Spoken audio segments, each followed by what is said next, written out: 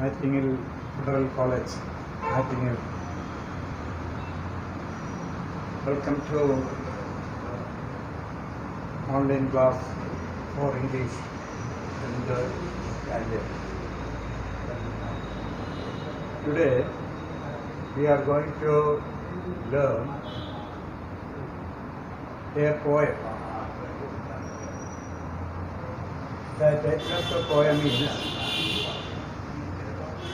Lines Written in Early Spring. What is the title? Lines Written in Early Spring. What is the name of the poet? William Wordsworth. William Wordsworth's very beautiful poem, Lines Written in Early Spring. നമ്മൾ ഇന്ന് പഠിക്കാൻ പോകുന്ന ഒരു പദ്യം. You know about the poet. You have heard of the poet. ഈ കവിയെക്കുറിച്ച് നിങ്ങൾ കേട്ടിട്ടുണ്ട്. William Wordsworth, English poet, a major English romantic poet. William Wordsworth possessed deep love for nature, a theme reflected in all his works, in all his poems. William വേഡ്സ്വർത്തിൻ്റെ അദ്ദേഹം deep love of nature, പ്രകൃതിയോടുള്ള അഗാധമായ അദ്ദേഹത്തിൻ്റെ സ്നേഹം reflects എഴുതിച്ച് കാണുന്നു in all his poems. He considered himself nature as his friend, guide and philosopher. അദ്ദേഹത്തിനെ സംബന്ധിച്ചിടത്തോളം പ്രകൃതി അദ്ദേഹത്തിന് ഫ്രണ്ടായിരുന്നു, കൂട്ടുകാരനായിരുന്നു, ഫിലോസഫറായിരുന്നു, താത്വികമായ കാര്യങ്ങൾ പറഞ്ഞു കൊടുക്കുന്ന ആളായിരുന്നു. അങ്ങനെ എല്ലാം കൊണ്ടും പ്രകൃതി അദ്ദേഹത്തിന് ഓൾ ഇൻ ഓൾ എല്ലാമായിരുന്നു. He was the poet laureate from 1843 to 1850 till his death. Poet laureate. That is poet laureate. ആസ്ഥാന കവി, ഇംഗ്ലണ്ടിലെ ആസ്ഥാന കവിയായിരുന്നു അദ്ദേഹം. എത്ര കാലം? 43 തൊട്ട് 50 വരെയുള്ള കാലഘട്ടം. His important works are, his important poems are, his well-known poems are Daffodils, The Solitary Reaper, To Sleep, then Lucy Gray, The Prelude, etc. He is known as the poet of nature. ഇങ്ങനെ പ്രകൃതി കവിയാണ് നമ്മുടെ William Wordsworth. What is the title of our poem? Lines Written in Early Spring.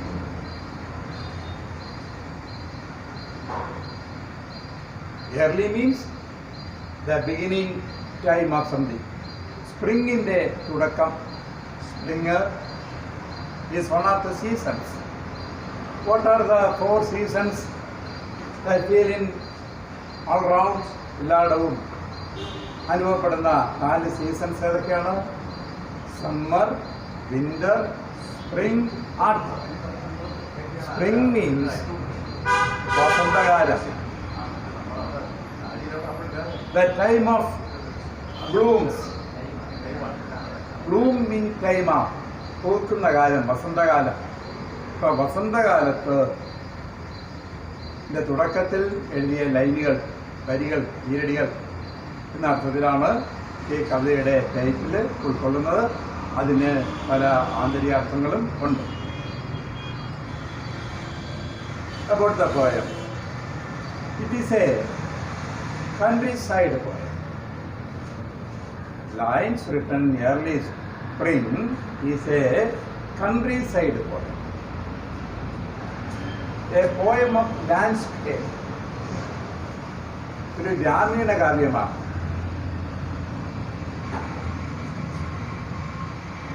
That largely concerned with nature. That is largely related with nature. പ്രകൃതിയുമായി അടുത്ത ബന്ധത്തിലാണ് അദ്ദേഹം ഈ കവിത എഴുതിയിരിക്കുന്നത്. As the speaker of the poem, it is a first person narration. I is the speaker. It may be the poet himself. ഒരുപക്ഷെ ഇത് കവിയാവാം, അല്ലെങ്കിൽ somebody else, മറ്റാരെങ്കിലും ആവാം. അതുകൊണ്ട് നമുക്ക് എന്ത് പറയാം? The speaker of the poem, as the speaker of the poem sits in nature and thinks of nature. The speaker in the poem sits there and thinks of nature, its beauty.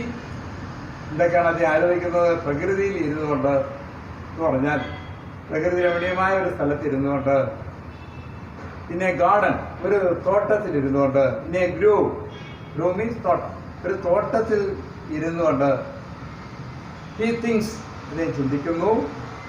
ഇതിനെക്കുറിച്ചാണ് his thoughts turns briefly to the unknown existence of nature. പ്രകൃതിയുടെ ആ യഥാർത്ഥത്തിൽ എന്താണെന്ന് നമുക്കറിയില്ല, അത്രമാത്രം mysterious ആയിട്ടുള്ള ഒന്നാണ് പ്രകൃതി. അതിനെക്കുറിച്ചൊക്കെ അദ്ദേഹം ഇങ്ങനെ ചിന്തിച്ചുകൊണ്ടിരിക്കുമ്പോൾ പെട്ടെന്ന് the miseries of man came to his mind. The worries of man, മനുഷ്യനുള്ള ദുഃഖങ്ങളെക്കുറിച്ചും അദ്ദേഹം അവിടെ ആലോചിച്ചു. Those worries are wrought by himself. അയാൾ തന്നെ, മനുഷ്യൻ തന്നെ ബിൽഡ് ചെയ്ത, wrought, WROUGH, അവൻ തന്നെ ഉണ്ടാക്കിയ ദുഃഖങ്ങളെയും ദുരന്തങ്ങളെയും കുറിച്ചും കൂടി കവി ആലോചിച്ചു. But here, at the beginning of the poem, we see two types of thoughts of the poet. കവിയുടെ രണ്ട് ചിന്തകളാണ്. ഒന്നെന്താണ്? The poet is thinking of the beauty of nature, enjoying the beauty of nature, the unbroken existence of nature. ഒരു ഇടതടവില്ലാതെ, ഒരു കുറവുമില്ലാതെ നമുക്ക് വേണ്ടത്ര എല്ലാ സൗഭാഗ്യങ്ങളും തരുന്ന പ്രകൃതിയെക്കുറിച്ചും ആ സൗന്ദര്യത്തെക്കുറിച്ച് അദ്ദേഹം ആലോചിച്ചുകൊണ്ടിരിക്കുമ്പോൾ suddenly something pierced in his heart. അദ്ദേഹത്തിൻ്റെ ഹൃദയത്തിലേക്ക്, ഡാർട്ടഡ് ഇൻ ഹിസ് ഹാർട്ട്, ഹൃദയത്തിലേക്ക് എന്തോ കടന്നു വന്നു. എന്താണ്? ദ മിസറീസ് ഓഫ് മാൻ, മനുഷ്യൻ്റെ ദുഃഖങ്ങൾ.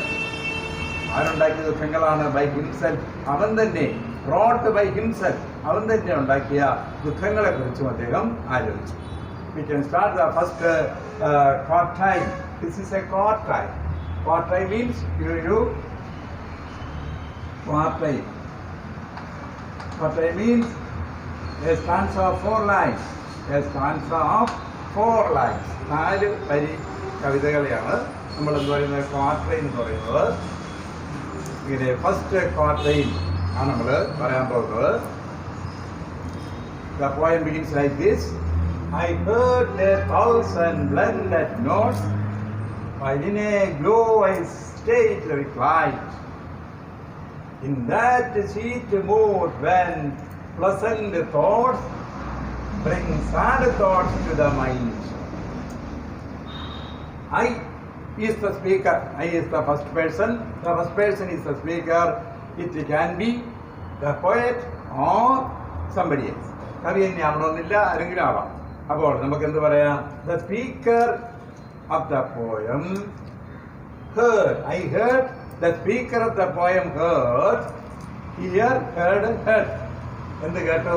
1,000, a number, ആയിരക്കണക്കിന്, ആയിരത്തോളം blended notes, mixed notes.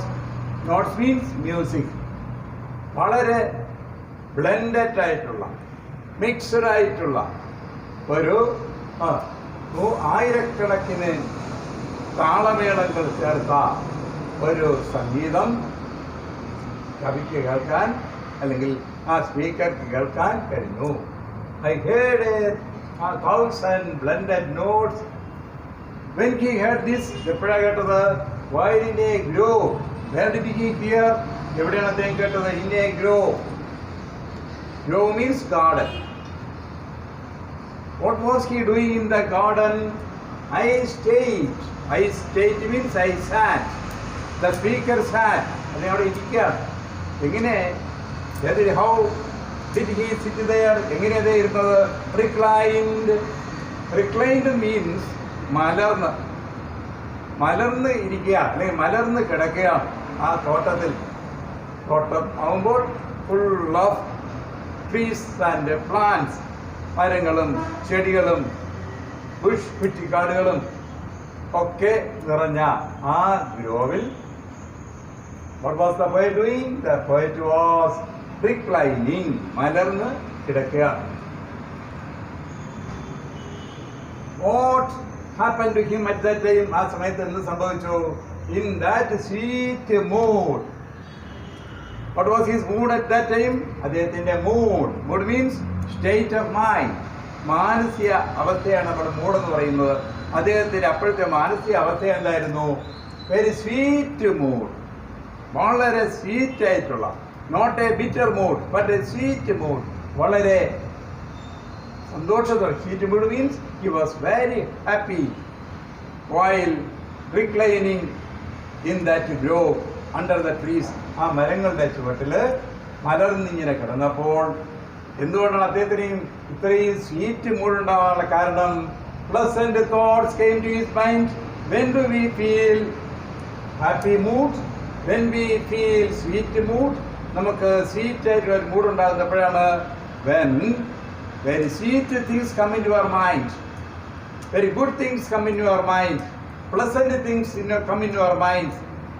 അദ്ദേഹത്തിന്റെ മനസ്സിലും അല്ല പ്ലസന്റ് ആയ തോട്ട്സ്, അപ്പം very marvellous thoughts, very beautiful thoughts, good thoughts, നല്ല രസാവഹമായ ഇൻട്രസ്റ്റിംഗ് തോട്ട്സ് അദ്ദേഹത്തിന്റെ മനസ്സിൽ കടന്നു വന്നു.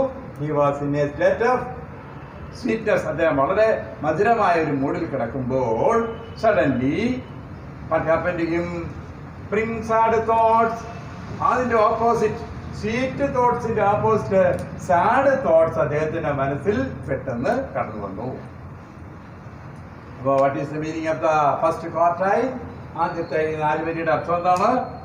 ഇവിടെ the poet is sitting under a tree and enjoying the nature. At that time he thoughts of very beautiful things, beautiful thoughts came to his mind and he was in a sweet mood. അദ്ദേഹം വളരെ sweet ആയിട്ട് ഇരിക്കുകയായിരുന്നു. ആ സമയത്ത് unknowingly from somewhere, എവിടെ നിന്നാണെന്നറിയില്ല, some bad thoughts, some sad thoughts came to his mind and disturbed him.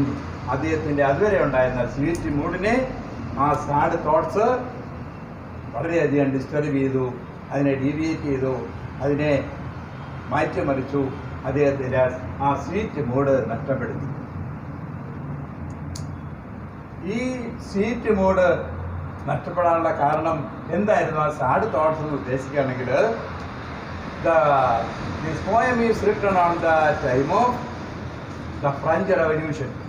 French revolution കാലഘട്ടത്തിലാണ് അദ്ദേഹം ഈ കവിത എഴുതിയത്. ആ സമയത്ത് പരസ്പരം ജനങ്ങൾ മത്സരിക്കുന്നതും പരസ്പരം കൊല്ലുന്നതും ആ ബ്ലഡ് ഷെഡിങ്, ആ രക്തച്ചൊരിച്ചിലിനെ കുറിച്ച് ആലോചിച്ചപ്പോഴാണ്, അതായിരുന്നു അദ്ദേഹത്തിന്റെ മനസ്സിലെ സാഡ് തോട്ട്സ് എന്നാണെങ്കിൽ നമുക്ക് പറയാനായിട്ട് കഴിയും. അതുകൊണ്ട് the speaker is asking who is responsible for it? Who is responsible for the miseries of man? മനുഷ്യന്റെ ഈ ദുഃഖങ്ങൾക്കെല്ലാം കാരണം ആരാണ്? It is man himself. Man തന്നെയാണ് എന്നുള്ള നിഗമനത്തിൽ അദ്ദേഹം എത്തി. That is the meaning of the 4 first lines. ആദ്യത്തെ 4 വരികളുടെ അർത്ഥം അതാണ്.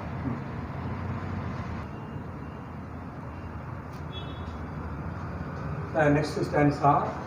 To her fair works with nature link, the human soul that through me ran. ഓണല്ലേ? ഇല്ലേ? I don't know.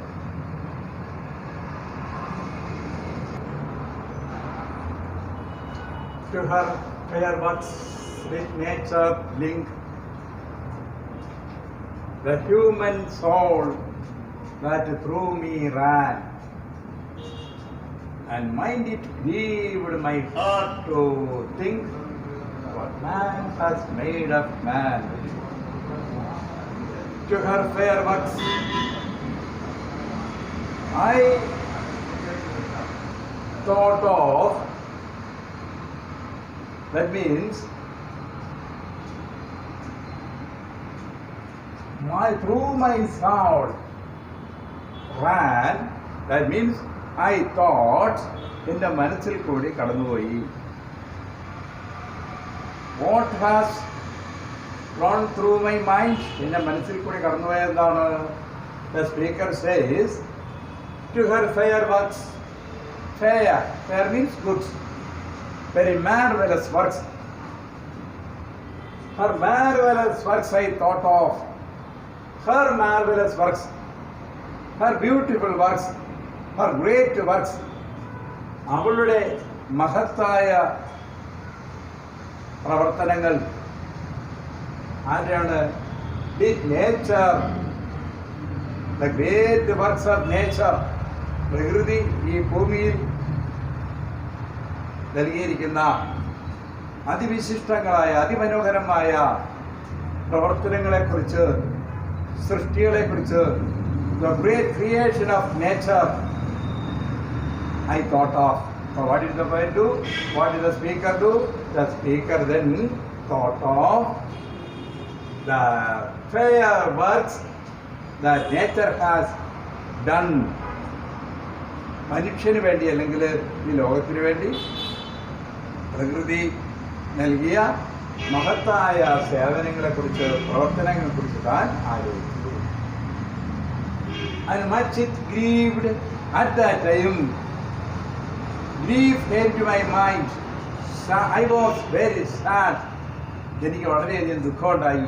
എന്താ ആലോചിച്ചപ്പോൾ? My heart to think. When my heart think of such things, ചില പ്രത്യേക കാര്യങ്ങൾ ആലോചിച്ചപ്പോൾ എന്താണ്? What man has done, made for man, made of man. What man has made.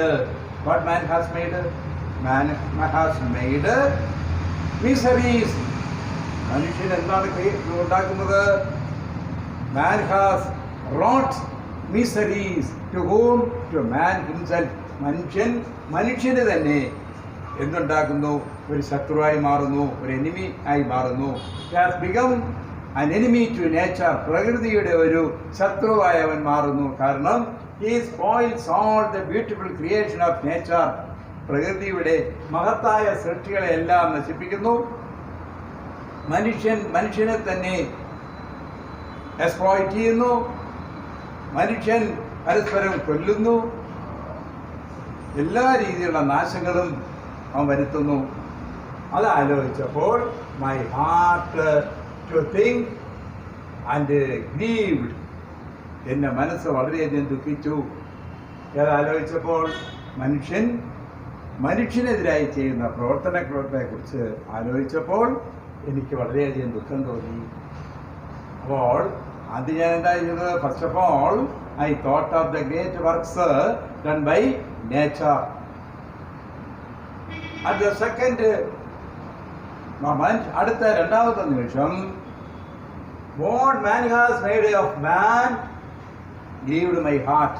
മനുഷ്യന് വേണ്ടി ചെയ്യുന്ന കാര്യങ്ങൾ ആലോചിച്ചപ്പോൾ, മനുഷ്യന് വേണ്ടി ചെയ്യുന്ന ബാഡ് തിങ്സ്, ഈവിൾ തിങ്സ്, ദോഷകരമായ കാര്യങ്ങളെക്കുറിച്ച് ആലോചിച്ചപ്പോൾ my mind, my heart grieved. Grieved means became very sad. വളരെയധികം ദുഃഖിച്ചു. Worried. Grieved means worried. Through next 4 lines. Through primrose tufts. Through primrose tufts in that green bower, the periwinkle trailed its wreaths, and it is my faith that every flower enjoys the air it breathes. Through primrose tufts, a kind of flower, primrose, a kind of flower, a kind of plant, and its blossom, ഒരു തരം ചെടിയുടെ പൂവാണ് primrose. അതിൻ്റെ ആ ചെടിയുടെ tufts, വള്ളികൾ, കതിരുകൾ, അതിൻ്റെ പൂക്കൾ, ആ പ്രിംറോസ് പൂക്കൾ ശ്രദ്ധിക്കുക. In that green bowel, what is bowel? ആ വള്ളിക്കുടലിൽ, ആ പച്ച വള്ളിക്കുടലിൽ പ്രിംറോസ് പൂക്കൾ, അതിൻ്റെ കതിരുകൾ അങ്ങനെ ഉയർന്ന് നിൽപ്പുണ്ട്. എത്ര മനോഹരമാണ്. പെട്ടെന്ന് അദ്ദേഹത്തിൻ്റെ ശ്രദ്ധയിൽപ്പെട്ടത് മറ്റൊന്നുകൂടിയുണ്ട്. The periwinkle trailed its wreaths. അതിനിടയിൽ കൂടി അനദർ കൈൻഡ് ഓഫ് ഫ്ലവർ, മറ്റൊരു തരം പൂവ്. പൂവ് മാത്രമല്ല, പൂവ്, അതൊരു പൂവിൻ്റെ ഒരു ഗ്രൂപ്പ്, ഒരു കൂട്ടം, beautifully arranged, beautifully arrayed flowers, that is wreath. അതിനിടയിൽ കൂടി ട്രെയിൽ ചെയ്ത് പോകുന്നു, പൊളഞ്ഞ് അതിനെ ചുറ്റി വളഞ്ഞ് വേറൊരു ചെടിയുടെ പൂവിടെ നിറഞ്ഞു നിൽക്കുന്നു. അപ്പോൾ 2 തരം പൂക്കളെയാണ് ഒരു ചെടിയിൽ താൻ കാണുന്നത്. ഇതൊക്കെയാണ് ആ പ്രിംറോസ് ടഫ്റ്റിൽ അദ്ദേഹം ആ ഗ്രീൻ ബവറിൽ കണ്ടത്. periwinkle trailed its wreaths. Wreaths means flowers.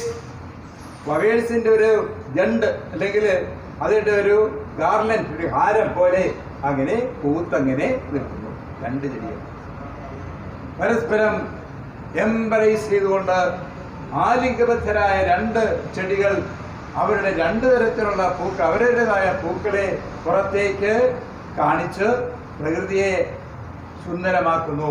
ഏതൊക്കെയാണ് ആ പൂക്കൾ? പ്രിംറോസും പെരിവിങ്കിളും. കാരണം ഒരു ചെടിയിൽ തന്നെ നമുക്ക് ഒറ്റ ചെടി പോലെ നമുക്ക് ദൂരെ എന്നാൻ തോന്നും. പക്ഷേ 2 ചെടികളാണ്. അവർ തമ്മിൽ യാതൊരു സ്പർദ്ധയും ഒരു പ്രശ്നവും അവർ തമ്മിലില്ല. അതാണ് അദ്ദേഹം ആലോചിച്ചത്. അപ്പോൾ ഈ thought of the harmony that is prevailing among other creations in the nature. ഈ പ്രകൃതിയിലെ മറ്റ് ക്രിയേഷൻസിലെ ചെടികളെയും മറ്റും ആലോചിക്കുമ്പോൾ അവർ തമ്മിൽ നോ ഹോസ്റ്റിലിറ്റി, ഒരു എനിമിറ്റി, ഒരു ശത്രുതയില്ല. അവർ പരസ്പരം സഹകരിച്ച് ഒരുമിച്ച് അവർ വളർന്നു നിൽക്കുന്നു, പൂത്തു നിൽക്കുന്നു. പക്ഷേ and it is my faith that every flower, മാത്രമല്ല ആ ഓരോ പുറത്തേക്ക് തലനീട്ടി നിൽക്കുന്ന പൂവും enjoys the air it breathes, അത് ശ്വസിക്കുന്ന വായുവിനെ ആസ്വദിക്കുന്നു, ഈ പ്രകൃതിയെ ഇഷ്ടപ്പെടുന്നു, കൂടുതൽ കാലം ജീവിക്കാൻ ആഗ്രഹിക്കുന്നു, ദൈവത്തോട് ഒരു സ്നേഹം അവർക്കുണ്ടാകുന്നു എന്നെനിക്ക് തോന്നുന്നു. അപ്പോൾ ഈ 3rd സ്റ്റാൻസ് നമ്മൾ പഠിച്ചെന്താണ്? എക്സെപ്റ്റ് മാൻ, മനുഷ്യനൊഴിച്ച് ബാക്കി ചെടികളും മരങ്ങളും എല്ലാം തന്നെ അവ ഇടതൂർന്ന് ഒരുമിച്ച് പിന്നെ leading a harmonious life. Except man, മനുഷ്യരൊഴികെ ബാക്കി എല്ലാവരും വളരെ സന്തോഷത്തോടു കൂടി അവർ ജീവിക്കുന്നു.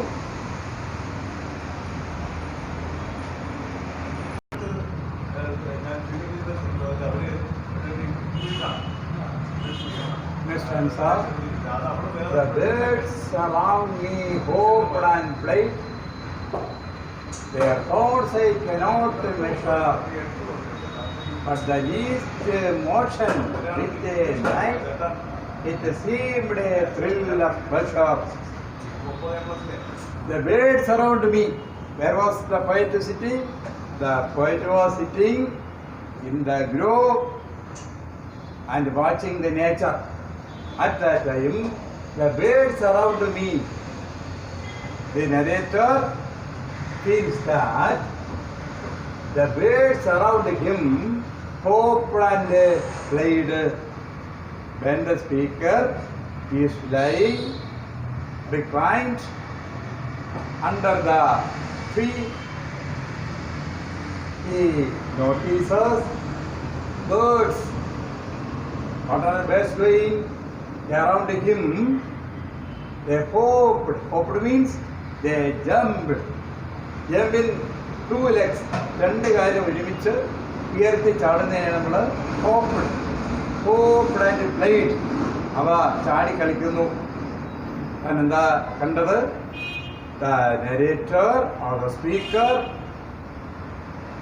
notices birds circled around him. They are hopping and playing. അവ ചാടി കളിക്കുകയാണ്. എന്ത്? What a interesting thing. എത്ര രസമായിരിക്കുന്നു. Their thoughts I cannot measure. What are they thinking of? I can't measure. എനിക്ക് അവരെന്താണ് വിചാരിക്കുന്നത്, അവരുടെ മനസ്സിലിപ്പോൾ എന്താണെന്ന് എനിക്ക് ചിന്തിക്കാൻ കഴിയില്ല. എന്ന് പറഞ്ഞാൽ എൻ്റെ ചിന്തയ്ക്ക് അപ്പുറത്തായിട്ട്, it is beyond my calculation, it is beyond my thoughts. എൻ്റെ ചിന്തകൾക്ക് അപ്പുറത്താണ് അവരുടെ വിചാരങ്ങൾ, അവരുടെ feelings. They are fully happy. അവർ വളരെയധികം സന്തുഷ്ടരാണ്. They are content. അവർക്ക് they are contented life they are leading. വളരെ സന്തുഷ്ട ജീവിതമാണ് അവർ നയിക്കുന്നത്. But the least motion which they made, it seemed a thrill of pleasure. Their each and every movement. Motion means movement. ആ ഓരോ ചലനങ്ങളും that seemed a thrill. That increased the thrill of my pleasure, my happiness. എൻ്റെ സന്തോഷം വർദ്ധിപ്പിക്കുകയാണ് ചെയ്തിരുന്നത്. ആ പക്ഷികളുടെ ഓരോ ചലനവും എന്നിൽ വളരെയധികം സന്തോഷം ഉണ്ടാക്കി. Now the speaker is noticing the harmonious life of the birds. പക്ഷികളുടെ another creation of nature. പ്രകൃതിയുടെ മറ്റൊരു സൃഷ്ടി. ആ ബേർഡ്സിൻ്റെ ജീവിതത്തെക്കുറിച്ചാണ് അദ്ദേഹം ആലോചിച്ചത്. How happy they are, he thought of. അദ്ദേഹം ആലോചിച്ചത് എത്ര സന്തോഷമാണ് അവർക്ക്. ആ സന്തോഷം ആരുടെ ഇല്ല? മനുഷ്യരുടെ ഇടയിൽ. The budding chicks clap their hands to catch the breezy air, and I must think, do all I can, that there was pleasure there. Another pleasure giving thing is the budding ticks. Ticks are budding. Ticks means the branch of plants and trees which have no leaves. ഇലകളില്ലാതെ നിൽക്കുന്ന ശാഖകളെയാണ് നമ്മൾ ടിക്സ് എന്ന് പറയുക. ചുള്ളികൾ. The budding ticks. അത് autumn seasonal they shed their leaves and stand with the ticks. ടിക്സുമായിട്ട് ഇങ്ങനെ നിൽക്കും. എന്നാൽ ആ season കഴിഞ്ഞവനെ അവരിലെന്തുണ്ടാകും? ധാരാളം ബഡുകളുണ്ടാവും, ധാരാളം മുകുളങ്ങളുണ്ടാവും. അങ്ങനെ ചുള്ളികളിൽ മുകുളങ്ങൾ അങ്കുരിച്ചു വരുന്ന, സ്പ്രെഡ് ചെയ്ത് വരുന്ന സമയത്ത് ആ ബഡുകളൊക്കെ വളർന്ന് തളിരിലകൾ പുറത്തേക്ക് വന്ന് നിൽക്കുന്നു. അപ്പോൾ ചുള്ളികളിൽ ബഡുകൾ മുളച്ച് തളിരിലകൾ പുറത്തേക്ക് തള്ളി നിൽക്കുകയാണ്. എന്തിനാണ്? To catch the breezy wind. ആ ഇളം തെന്നൽ, അതിൻ്റെ സുഖത്വം, അതിൻ്റെ സുഖം അനുഭവിക്കാൻ വേണ്ടി, ടു ക്യാച്ച്, അത് പിടിച്ചെടുക്കാൻ വേണ്ടി അവരിങ്ങനെ പുറത്തേക്ക് തള്ളി നിൽക്കുന്നു. And I must think, do all I can, that there was pressure there. എനിക്ക് അവരുടെ മൂഡ് എന്താണെന്ന് മനസ്സിലാവും. ആ നിൽപ്പ് കണ്ടപ്പോൾ എനിക്ക് ഒരു കാര്യം മനസ്സിലായി.